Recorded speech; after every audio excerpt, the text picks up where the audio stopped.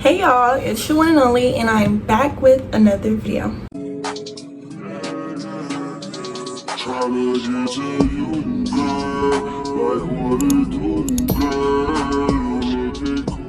I am back with a sit down video today. This video is for all my nurses slash future nurses, and this video is also a first video to start off my college content slash nursing content that I will be bringing to you guys. So before we get straight into this video, don't forget to like, comment down below other video suggestions so you may never miss another video like this one, and comment down below what other videos you might want to see from me or any other questions that you might have about this video. I'm going to be talking to y'all about my personal scores and how I did on my test, and I'm also going to be going over what my school requirements were in order for me to pass, because different schools have different ranges of what score you have to get in order to pass.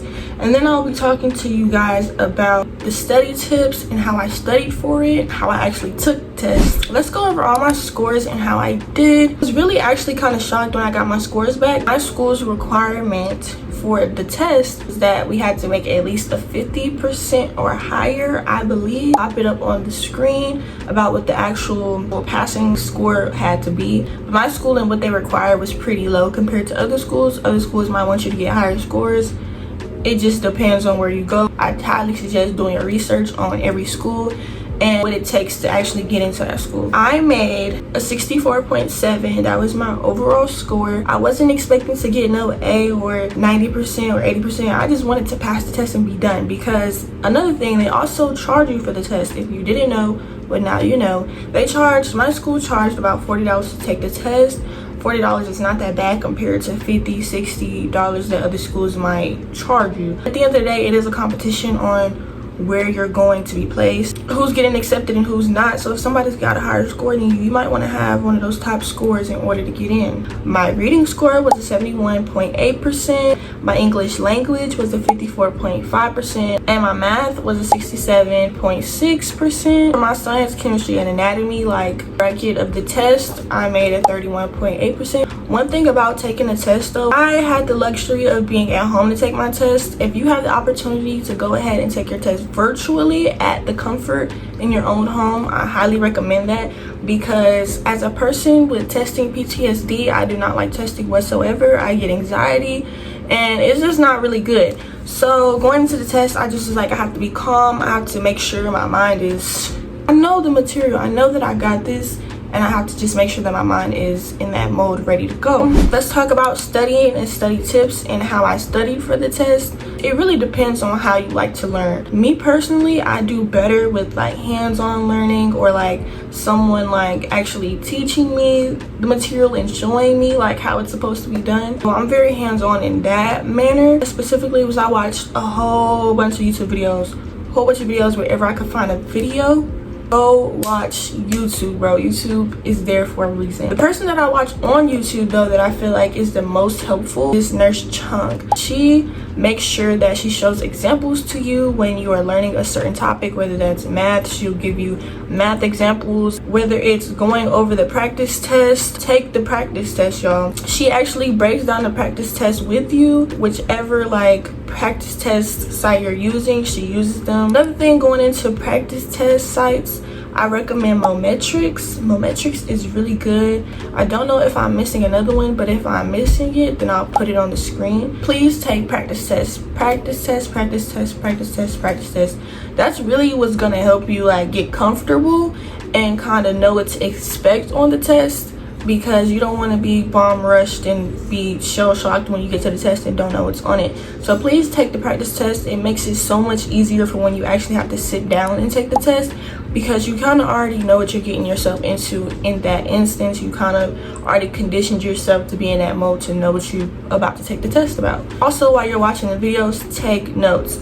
I took lots and lots and lots of notes, but I only took notes on the things that I felt was important, or notes on things that I knew that I had to brush up on a little bit. I've always been good with English and English language and stuff like that, so I didn't study it at all. I didn't waste my time studying that at all. Categories that I was mostly worried about was math and science and anatomy and chemistry. So I went ahead and used all of my study time for math and science. It is going to help you when you know what you're struggling in. If you don't know what you're struggling in, go ahead and take those practice tests, because it's gonna let you know what you need to work on and what you need to study more on. Also, another thing that helped me study was Pocket Prep. It's an app that you can go ahead and put on your phone. It's specifically for taking ATIT's test. It gives you daily question of the days. It gives you a whole bunch of questions that you can go ahead and study. Take a lot of practice questions wherever you can find them. Pocket Prep is a clutch app to have. It's in the comfort of your hand, so every day, no matter where you are, you can go ahead and do some questions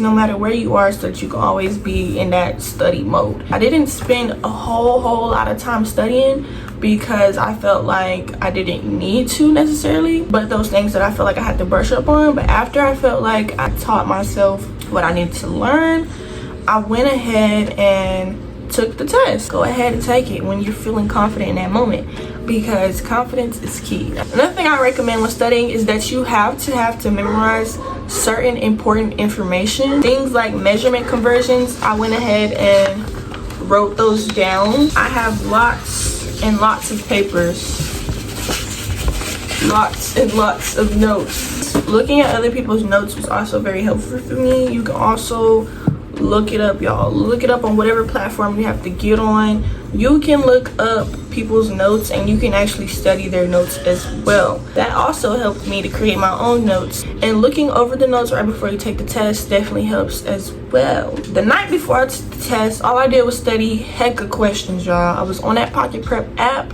and I was studying hecka questions, looking over my notes, making sure that I had to know what I had to know. What you need to know on the test though is measurement conversions, which is like 1 meter equals however many feet. You need to know that stuff. You need to know the basics of anatomy, the basics of chemistry, the basics of basic algebra for math. That's really all that's on there, is like math and like word problems for real. Scientific method when it comes to science. The test is about 4 hours long. It's kind of like taking the SAT, but it's a little bit more categorized on science and math for real. So if you ever run into that issue where your proctor blocks your results or whatever right after you test and you're supposed to receive them right after the test, all you have to do is just call your school and let them know that you're having trouble seeing your scores, and they'll let you know further information of what to do next. But luckily for me, all I had to do was wait 1 day, because they have to process all the information, you know, make sure you weren't cheating and all of that. They went ahead and sent my scores a day after, like the next morning. I was able to see them. They emailed me and I was able to see my test, my results, my whole score, everything. That's pretty much it for the end of today's video. I just kind of wanted to help those who needed help with how to take the test and what to expect when taking a test. There is more nursing content coming soon, so stay tuned for my nursing content / college content, and share with y'all what you may be thinking or what you may be wanting to know about the T7. Go ahead and take that test. It's not as bad as people make it. It's not super hard. It's a doable test. Anybody could do it for real. You can take the test and you can still pass it no matter where you are in life. I hope this video was helpful to somebody watching. I will catch y'all in the next video. Don't forget to like, comment, and subscribe down to the channel, and I'll see y'all in the next one. It's your one and only, out.